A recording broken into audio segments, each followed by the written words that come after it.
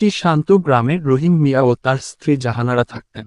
রহিম ছিল অলস প্রকৃতির, কাজ করতে চায় না, কিন্তু খেতে চায় প্রতিদিন ভাতের সঙ্গে মাংস আর মিষ্টি। জাহানারা রোজ সকালে উঠে হাঁস মুরগি, গরু, ক্ষেত সব সামলায়। কিন্তু তার স্বামী শুধু চায় চুমুক দিয়ে পাটি পেতে শোয়। একদিন সকালে জাহানারা গরুকে খেতে দিয়ে বলল, গরুটারে বিক্রি করে নতুন একটা নিতে হবে। এই গরুটা আর দুধ দেয় না। রহিম ঘাড় গুটিয়ে বলল, তুই গরুর সঙ্গে ঠিক মতো কথা বলিস না, সে দুধ দিবে কিভাবে?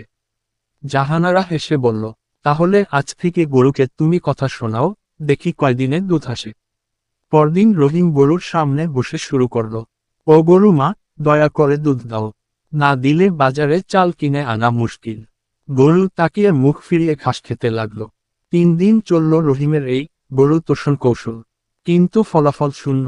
দুধ তো দূরে থাক, গরু তার মুখও দেখতে চায় না। তখন হাজেরা খালা এলেন দেখতে কি হচ্ছে। রহিম ভাই, গরু কি কবিতা শুনে দুধ দেয় নাকি? রহিম লজ্জায় পড়ে গেল। হঠাৎ তার বন্ধু মজনু এসে বলল, বন্ধু, আমি একটা বুদ্ধি দিতে পারি। বাজারে একটা ঔষধ পাওয়া যায়, দিলে গরুর দুধ দিতে শুরু করে। রহিম তো খুশি হয়ে বলে, দাম কত? 50 টাকা মাত্র। তাইলে নিয়ে আয়, বাকি আমি পরে দিব। মজনু গেল আর একটা সাদা বোতলে পানি ভরে দিয়ে বলল, এটাই সেই ঔষধ, গরুর মুখে দিও, আর দেখো জাদু। রহিম গরুর সামনে বোতল ধরে। গরু বিরক্ত হয়ে হঠাৎ এমন গুঁতো মারে যে রহিম গিয়ে পড়ে কাদার মধ্যে। পেছনে থেকে জাহানারা সব দেখছে। সে দৌড়ে এসে বলে, এই বুদ্ধিমান লোক, এবার বুঝছো, গরু বুদ্ধিতে না, খাবারে চলে। খাওয়াও, তাহলেই দুধ দিবে। পরদিন জাহানারা নিজে ঘাস কেটে গরুকে ভালোমতো খাওয়ায়, পরিষ্কার করে রাখে। বিকেলে গরু দুধ দেয় প্রায় আধা কলসি। রহিম এবার সত্যিই লজ্জিত।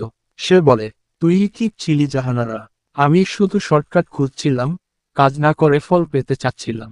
জাহানারা হেসে বলে, সংসারেও গরুর মতো যত্ন লাগে, কেবল বুদ্ধি দিয়ে কিছু হয় না, পরিশ্রমও করতে হয়।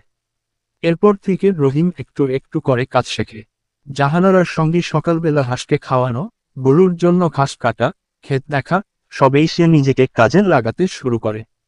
গ্রামের লোকজন অবাক, এই রহিম এতদিন পরে মানুষ হইল।